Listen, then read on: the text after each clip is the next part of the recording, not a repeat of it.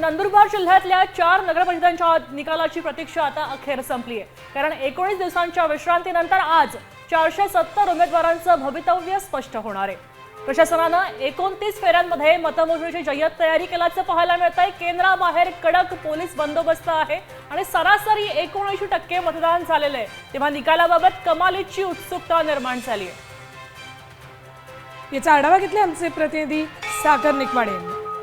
अनेक दिवसांपासून जे उमेदवार होते त्यांची प्रतीक्षा जे आहे ते या निकालाकडे लागलेली होती आणि आज नंदुरबार जिल्ह्यातील 4ही नगरपालिकांचा निकाल जो आहे तो हाती येणार आहे। नंदुरबार, नवापूर, शहादा आणि तळोदा या पालिकांच्या मतदान जो आहे तो 79% मतदान जे ते झालेलं होते आणि आज खऱ्या अर्थानं निकाल जो आहे तो हाती येणार आहे। सर्वात अगोदर जे ते टपाली मताची जी ती मोजणी करण्यात येणार आहे आणि त्यानंतर खरं तर ईव्हीएमच्या मतमोजणीला जी ती सुरुवात होणार आहे। या मतमोजणी प्रक्रियेसाठी नंदुरबार नगरपालिकेत जे ते 11, शहादा नगरपालिकेसाठी 5, तळोदा नगरपालिकेसाठी 7 आणि नवापूर नगरपालिकेसाठी 6 असे एकूण जिल्ह्यातील 4 नगरपालिकेतील 29 फेऱ्यांच्या माध्यमातून हा संपूर्ण निकाल जो आहे तो हाती येणार आहे। आणि या निवडणुकीत जिल्ह्यातील 4 नगरपालिकेत एकूण 470 उमेदवारांचं भवितव्य जे ते पणाला लागलेलं आहे।